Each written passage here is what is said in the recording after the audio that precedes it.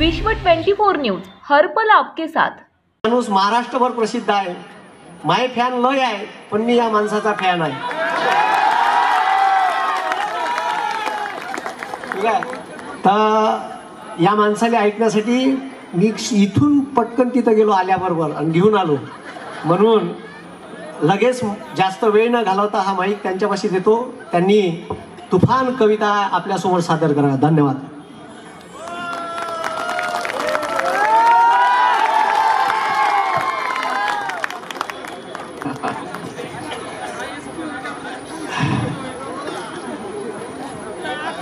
जय भीम,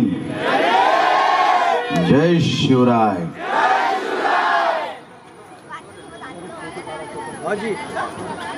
राजा राणीच्या जोडीला 5 मजली माडीला आहे कोणाचं योगदान लाल दिव्याच्या गाडीला। लाल दिव्याच्या गाडीला कोणाचं योगदान? बाबासाहेब आंबेडकरांचं। पण बाबासाहेब आंबेडकरांच्या नावावरच राजकारण करणारे काही लांडगे या समाजामध्ये आहेत। एका शायरांच्या 4 ओळी मला आठवतात। हत्याकांड दलितांचे होते, तुमचे रक्त का गोठत नाही? वस्त्या जाळल्या जातात दलितांच्या, तुमच्या नयनी अश्रू का दाटत नाही? अबे हाल बघून दलितांचे तुमचे काळीज का फाटत नाही? आणि दलितांच्याच मतावर राज्य करता, अबे भाड खावांनो तुम्हाला लाज कशी वाटत नाही? अख्ख्या जगाला जर भारत ओळखायचा असेल तर तो म्हणजे 2 नावांनी ओळखता येतो। एक म्हणजे अख्ख्या जगाला शांततेचा संदेश देणारे तथागत भगवान गौतम बुद्ध, आणि दुसरं नाव म्हणजे राज्यघटनेचे शिल्पकार। रस्त्यानं चालताना एखादा पिवळा धातूचा तुकडा दिसला, त्याचा आपण सोनं म्हणून स्वीकार करतो का? कधीच करत नाही। आपण त्याला अग्नीच्या स्वाधीन करून जातो। जे वितळून जाईल ते फेकून देतो, उजळून निघेल त्याचं सोनं म्हणून स्वीकार करतो। मग आमच्या तत्वांबद्दल आम्ही एवढे गाफील का? आमच्या तत्वांना सुद्धा आम्ही ज्ञानाच्या अग्नीत झोकून दिलं पाहिजे। जे वितळून जाईल ते फेकून दिलं पाहिजे, जे उजळून निघेल त्याचं सोनं म्हणून स्वीकार केला पाहिजे। हे आमच्या मस्तकात पेरणारे राज्यघटनेचे शिल्पकार महामानव डॉक्टर बाबासाहेब आंबेडकर यांचं दुसरं नाव आहे। या 2 नावानं अख्ख्या जगात खऱ्या अर्थानं हा भारत ओळखला जातो। आणि त्यामुळं अख्ख्या जगावर जर कुठल्या एका विचारांचा पगडा असेल तर तो म्हणजे मार्क्सवादी विचारांचा। आणि त्या विचारांच्या पलीकडे जर तुमच्या माझ्या काळजावर आणि या भारतावर अधिराज्य असेल तर ते बाबासाहेब आंबेडकरांच्या विचारांचं। एका लहान 7वीतल्या पोराला एक शिक्षक प्रश्न विचारतो आणि ते लहान निरागस पोरग उत्तर देतं। शिक्षकाने प्रश्न केला, देव म्हणजे काय रे? एका शब्दातच सांग राजा म्हणजे काय रे? शिक्षकाने प्रश्न केला, देव म्हणजे काय रे? एका शब्दातच सांग राजा म्हणजे काय रे? प्रश्न होता तिसरा तो आगळा न वेगळा, ज्ञान स्वाभिमान बुद्धिमान म्हणजे काय रे? त्या लहान पोरानं उत्तर दिलं, देव म्हणजे काय त्यानं फक्त माय लिहिलं, राजा म्हणजे काय त्यानं शिवराय लिहिलं। देव म्हणजे काय त्यानं फक्त माय लिहिलं, राजा म्हणजे काय त्यानं शिवराय लिहिलं। ज्ञान स्वाभिमान बुद्धिमान त्याला आलं नाही, ज्ञान स्वाभिमान बुद्धिमान त्याला आलं नाही। तिथं त्यानं एक शब्द भीमराय लिहिलं। आणि त्या बाबासाहेबांच्या नावावर अख्खा भारत चालतोय। लक्षात ठेवा, तुमच्या माझ्या प्रत्येकाच्या डोळ्यात कायम राग असतो, पण तो राग व्यक्त करण्याची पद्धत वेगळी असते। वर्गाच्या बाहेर बसवलं, वर्गात बसवलं, जिथं लोक चपला काढत अशा ठिकाणी बाबासाहेबाला बसवलं गेलं, पण माणूस शांत बसला नाही। अख्खा राग पिऊन या भारताचं संविधान लिहून गेला। माझा एक मित्र म्हणतो, कोई चिल्ला कर चला गया, कोई चीख कर चला गया, कोई स्कूल से जिंदगी का सबक सीख कर चला गया। एक लड़का स्कूल के बाहर बैठकर इस भारत की तकदीर लिख कर चला गया बाबासाहेब. आणि खर तर या राजकारणावर मी बोलत नाही. महाराष्ट्राच्या राजकारणावर बोलण्यासारखं महाराष्ट्रात राहिलं काही नाही. एकाचं खेटर एकाच्या पायात राहिलेलं नाही. मी मोजून 10 मिनिटं तुमच्या समोर आहे. किती? त्यातले 5 संपले. बरोबर आहे. मी ज्या नेत्याला मतदान केलं तो नेता कधीच एका पक्षात राहिला नाही. हळदी कुंकवाच्या कार्यक्रमात बायांचे उखाणे बदलले.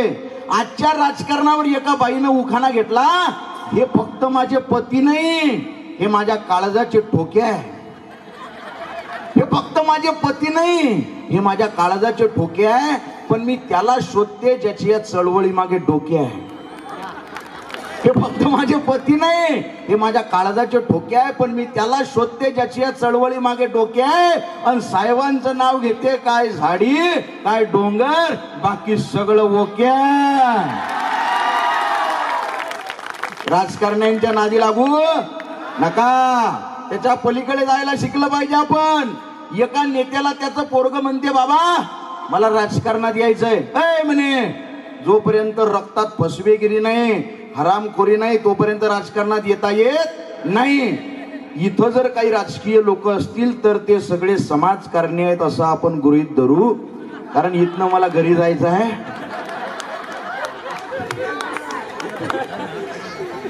तो पोरगा म्हणतो, बाबा मला राजकारण शिकायचं आहे. म्हटलं जोपर्यंत रक्तात हरामखोरी नाही तोपर्यंत राजकारणात येता येत नाही. ते पोरग म्हटलं, बाबा मी तुमचाच पोरगा आहो ना.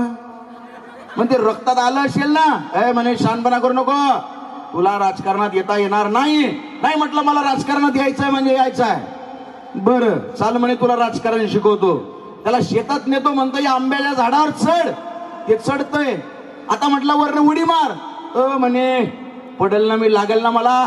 काळजी करू नको म्हणे बाळा, मी खाली उभा राहतो आणि तुला पकडतो. पकडसाल ना म्हणे बाबा. अबे म्हणे विश्वास ठेव मायावर, मी बाप आहो तुआ. ते पोरग वरनं उडी मारतय. आता ह्यो नेता झाडाखालनं बाजूला सरकतो. ते पोरग आदळतय डुंगणावर. रडता रडता म्हणते, बाबा विश्वासघात केला तुम्ही, मला पकडलं नाही. तो म्हटला, बाळा राजकारणातला हा पहिला धडा आहे. राजकारणात स्वतःच्या बापावर विश्वास ठेवायचा नाही. या पृथ्वी तलावर आदी मानवाला लागलेला अत्यंत महत्वाचा शोध म्हणजे अग्नीचा शोध आहे साहेब. अन्न शिजवण्यासाठी, शिजवून ते खाण्यासाठी. दगडाला दगड घासला की ठिणग्या पडतात, आग लागते, वणवा पेटतो, जंगलाच्या जंगल बेचिराख होतात. पण आज आमच्या समाजात या राजकारण्यांना आणि धर्मपंडितांना लागलेला अत्यंत महत्वाचा शोध म्हणजे धर्मांधतेचा शोध आहे, जातीयतेचा शोध आहे. धर्माला धर्म घासला, जातीला जात घासली, ठिणग्या पडतात, आग लागते, वणवा पेटतो, मानवता जळून खाक होते. या मानवतेच्या पेटलेल्या अग्नीवर पाहिजे तशी त्याची पोळी भाजून घेण्यास तो राजकारणी मोकळा होतो. मग अलीकडे टोपी, पलीकडे टिळा, अलीकडे भगवा, पलीकडे निळा, यांच्या मध्ये दाबला जातो माणुसकीचा गळा. हा माणुसकीचा गळा दाबल्या जाऊ नये असं वाटत असेल तर बाबासाहेबांचे विचार या मातीमध्ये आपण पेरणं गरजेचं आहे. या सगळ्या विषयावर आधारित मी एक छोटीशी भोंगा नावाची कविता लिहिली होती. तुम्हाला भोंग्याचा वाद माहित आहे ना? भोंगे हटाव. आणि हटवायची कोण? गोरगरिबाच्या पोराईने. बरं स्टेटमेंट झालं त्याला दुसरीकडनं ज्या ज्या नेत्यांना पब्लिसिटी पाहिजे होती स्टेटमेंट तिथं झालं, संपलं ना. बाकीच्यांनी त्याच्या विरोधात स्टेटमेंट करून स्वतःची पब्लिसिटी करून घेतली. त्या सगळ्या गोष्टीवर आधारित मी एक छोटीशी कविता लिहिली. ती कविता पत्रकारांनी 2च कडवे व्हायरल केले. पत्रकार इथं कोणी आहेत का? पत्रकार असतील तर त्यांना शाल श्रीफळ द्या माझ्याकडनं एक. खतरनाक असतात हे पत्रकार. मला म्हटले समाजात असंतोष पसरलेला आहे सर, हे कवी लोक का बोलत नाहीत. मला चाबी दिली लावून, मी बोललो 10-12 मिनिटं बोललो. त्यांनी रेकॉर्ड केलं, 7 दिवस दाखवलं नाही. 8व्या दिवशी गणेश कला क्रीडा रंगमंचला भाषण चालू झालं आणि 11:15 वाजता दिली माझी कविता चालू करून. भोंग्याचा वाद पेटलेला आहे. साहित्यिक लोक बोलायला लागलेले आहेत. तेव्हापासून मी नमस्कार केला. म्हटलं लोकशाहीचा खरा आधारस्तंभ म्हणजे पत्रकार आहेत. त्याच्यावर आधारित कविता आहे. बरं तुमचे डोके जाग्यावर आहेत ना? या कवितेनं अजून जाग्यावर येतील.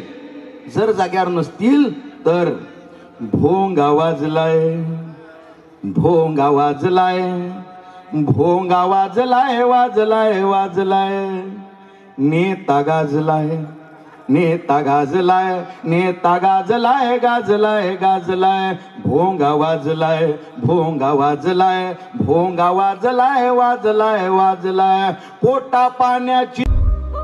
राज्यातील महत्त्वाच्या आणि आपल्या भागातील ताज्या बातम्या पाहण्यासाठी आजच आमच्या विश्व 24 न्यूज चॅनलला यूट्यूबवर सबस्क्राईब करा आणि बेल आयकॉन प्रेस करा.